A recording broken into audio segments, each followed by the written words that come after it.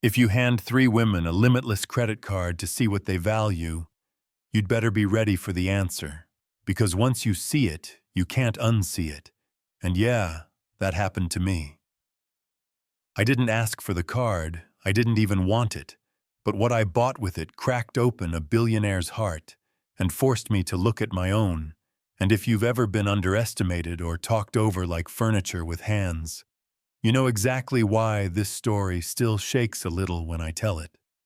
My name is Nina Morales. I clean the top floors of Hartman Tower before the sun remembers the city, when the only voices are vacuum motors and coffee machines, and people glide past me like I'm a sliding door that opens itself, you know what I mean.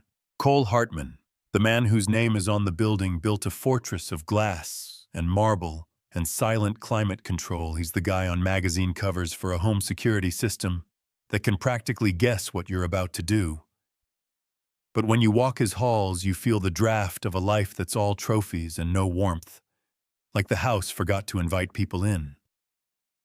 Two women orbit that world loudly: Ava, the girlfriend with the camera-ready laugh and white jumpsuits that never meet a coffee stain, and Reese, the assistant who moves like a calendar, became a person, sharp heels, sharper mind, the kind who can turn a shrug into a strategy and make you feel late for something you didn't know you had.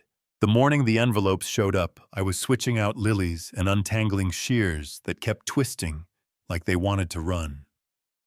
3 velvet envelopes sat on the kitchen island, like they owned the counter. Black heavy names in silver ink, AVA. Reese, Nina, and I swear, my first thought was, somebody made a labeling mistake.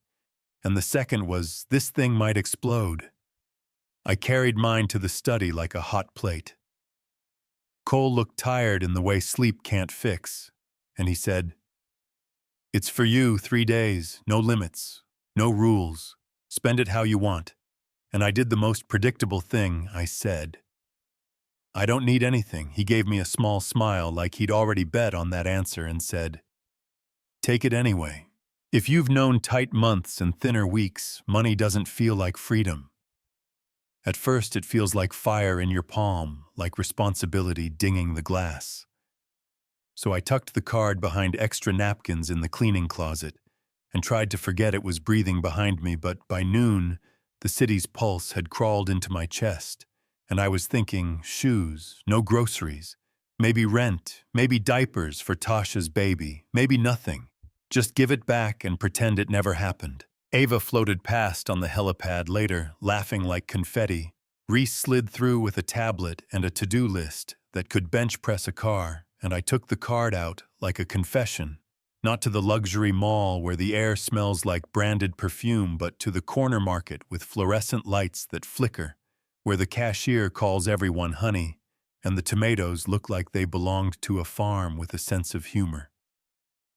I bought rice and beans and tortillas and fruit that didn't need an entourage baby formula, and a cheap bouquet of daisies because I like how they look, like small suns that don't brag. I went home and paid 2 months of back rent because a quiet brain at night is a luxury too. And then I walked to St. Brendan's clinic and set money down on a neighbor's chemo bill, and later I took 4 takeout meals to 8th Street, sat on a curb, and passed dinner like we were all just tired, living things trying to make it to tomorrow. Day 2, diapers for Tasha because the last pack ran out, and she laughed at herself for crying as she ripped it open. Day 3, art supplies for the 6th Street shelter because a classroom with crayons gets quiet faster than a classroom with a whistle, and all of it added up to less than a diamond that lives on someone's ankle.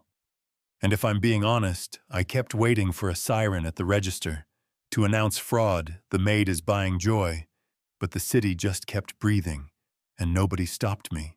The twist started in a dining room that looks like a museum where they let you eat amber chandelier, light long walnut table, only 4 place settings, Cole at the head, Ava in red, that told the room to wake up, Reese in black with a silver brooch that basically said, "Don't try me in my nicest blouse and a floral skirt that belonged to my aunt." The water glass in front of me looked too clean to touch, and when Ava asked, "So what are we celebrating?"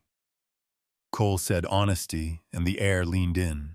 He told us the card was a test, 3 days, no rules, no limits. And yes, he saw what we did, not private spaces, not the intimate stuff, but the receipts, the choices. And then he put words to them, Ava. 81,000 in 3 days, a yacht party. A waiter filmed and mocked when he stumbled over a word. You didn't text me once, and she snapped back. That's none of your business. And he said it became my business. The second you showed me who you are. She wanted him to beg, he didn't. Her heels pounded the marble like a drumline. Reese straightened her shoulders and said, I spent money on rooms on strategy, that's what you pay me for.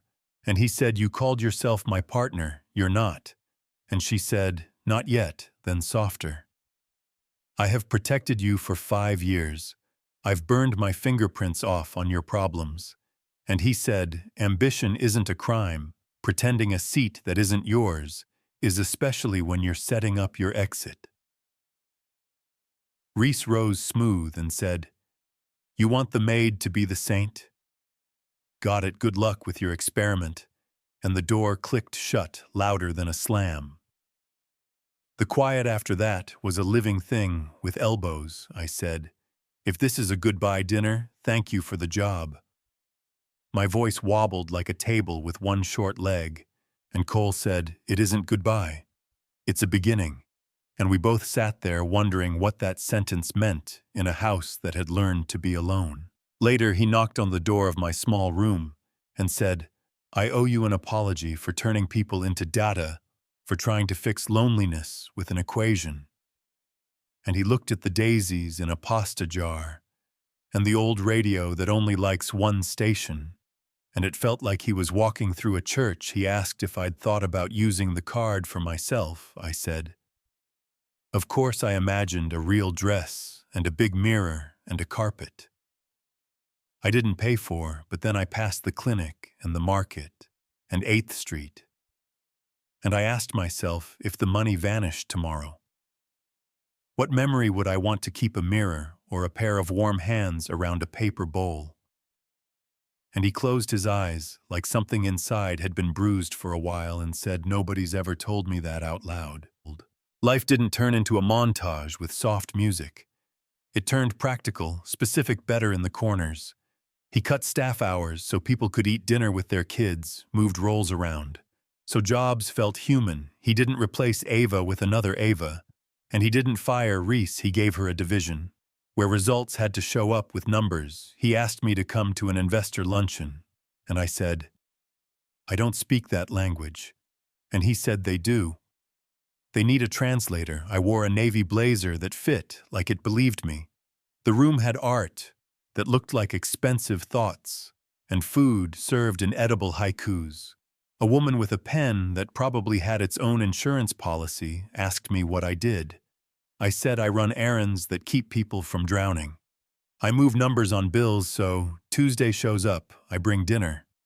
So a bad day gets quieter for an hour. And Cole said, I want to fund the boring gaps, not the gala, the gaps. And a couple people put their phones face down like they remembered. They had hands. That day grew into the Hartman Common Ground Initiative. Boring name on purpose. Loud work by design, shelter meals. Literacy programs, a clinic tab that refills itself. A pilot for safe apartments where women could disappear and reappear on their own terms. We put a second chair in his study so conversation had a place to sit. I planted herbs and killed half of them, and we laughed. He learned to make arroz con pollo without offending my mother's memory, and I learned to swap out a broken fan blade like I'd done it forever. People wanted a headline, did we fall in love? Did the billionaire marry the maid? We didn't hand the internet a neat answer. We let the rooms tell the truth, the kitchen at midnight, where toast tastes like a real plan, the back steps that smell like rain at 6 a.m. The shelter on Thursdays where I read stories to kids who think every dragon deserves a second chance. He showed up for the work, not the photo. And that's when I started believing him. Judgment still found us. Some said I was a climber, buying sainthood with someone else's card. Some said he was a puppet master, testing women like a game show host with God's credit score. The test wasn't kind, it was desperate.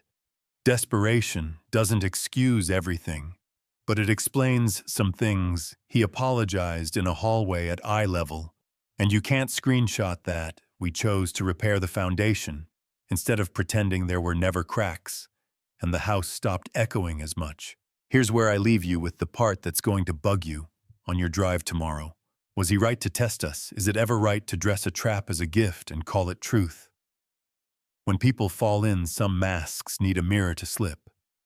Sure, some people don't reveal themselves until the door is closed and the room is theirs.